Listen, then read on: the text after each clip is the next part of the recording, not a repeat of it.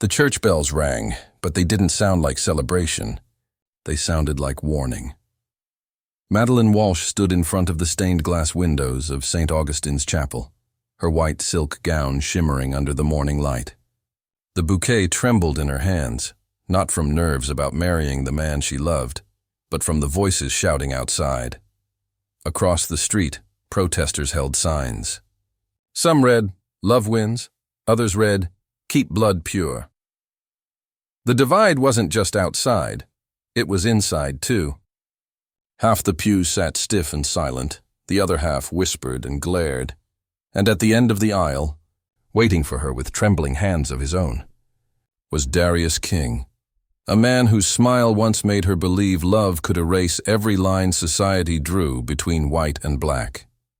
But today, love felt like it was under trial. The wedding hadn't even started, and already, the cracks in their world were threatening to split it apart. Madeline and Darius met in the least romantic place imaginable, the DMV. She was a kindergarten teacher, waiting in line for 2 hours to renew her license, flipping through children's homework. He was a civil engineer, sitting behind her with earbuds in, sketching designs for a bridge project on the back of an envelope. When her number was called, her paperwork was missing a form. She sighed, defeated. Darius leaned forward and whispered, "You dropped this." He handed her the missing paper she hadn't even noticed fall. That was how it started. Small, accidental kindness. A shared laugh at the misery of waiting rooms. A cup of coffee afterward, because neither of them wanted to go back to the monotony of their day. And then, weeks of conversations where the outside world faded, and all that existed was them. Darius's laugh, deep and genuine, disarmed her.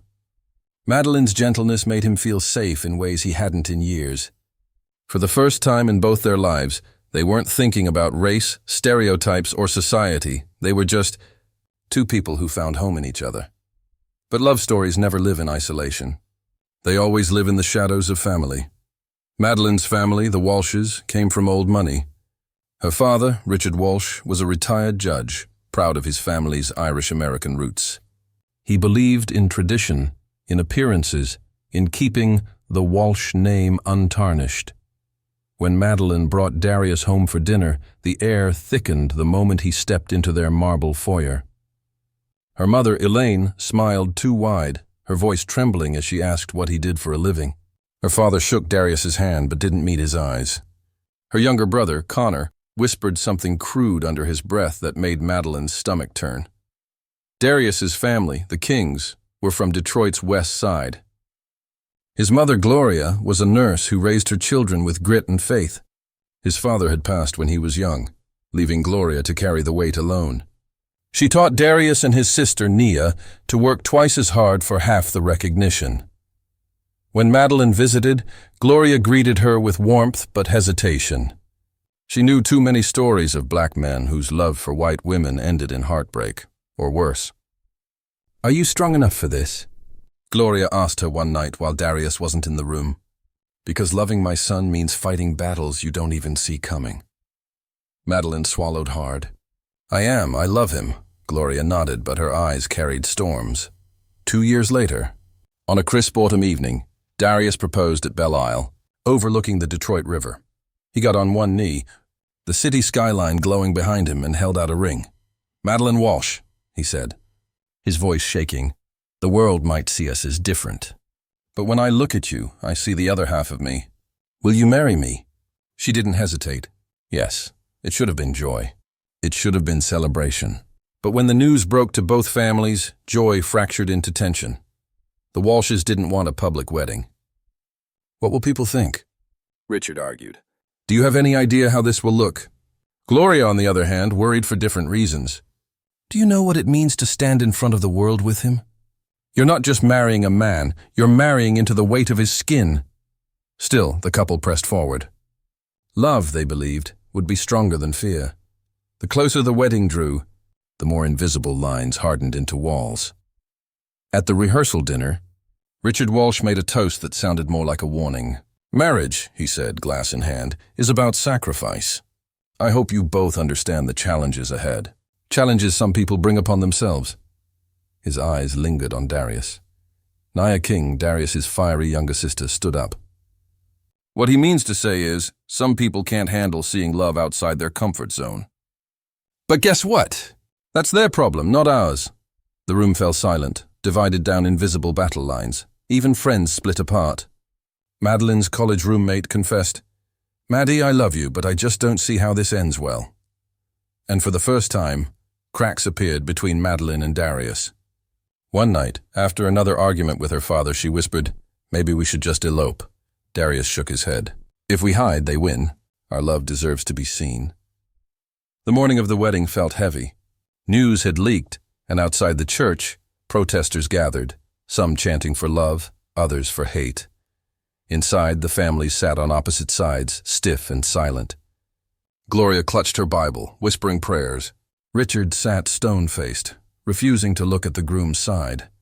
Madeline stood in the bridal suite, veil in her lap, tears streaming. Her mother tried to comfort her.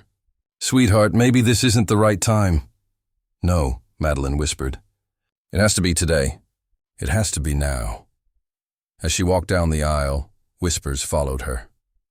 "She's ruining her family name. He's just after her money. They'll never last." Darius's hands shook as he reached for hers. But before the vows could begin, Richard stood. "I can't do this," he thundered. "This union is a mistake. My daughter deserves better." Gasps filled the chapel. Gloria rose, her voice sharp. "Better? Your daughter is lucky my son even chose her." The church erupted, shouts, accusations, centuries of prejudice crashing into one sacred space. Protesters outside pounded on the doors, and in the chaos, Madeline did something no one expected. She dropped her bouquet, her voice cutting through the noise. "Enough!" The church froze.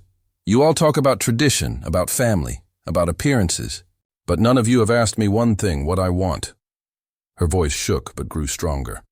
"I want Darius. I want his heart, his laugh, his strength. I don't care if the world stares. I don't care if you all walk out.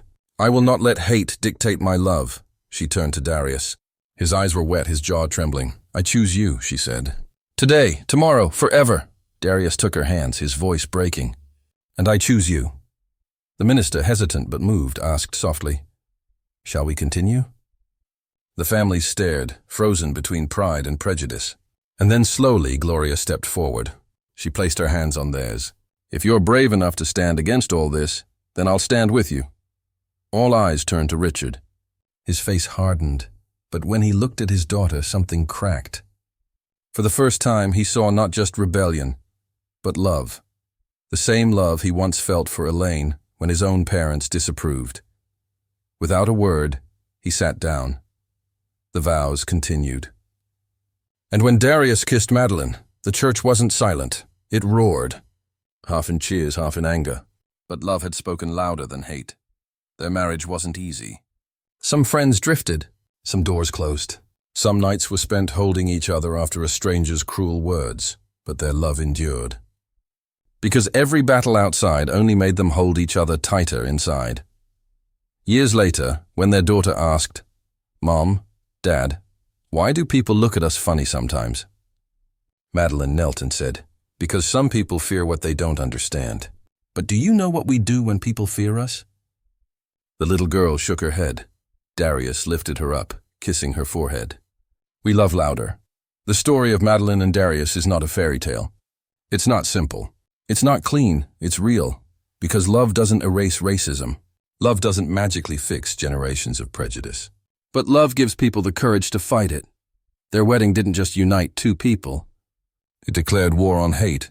And even in the face of anger, betrayal, and fear, they chose each other. And sometimes, that's how the world changes.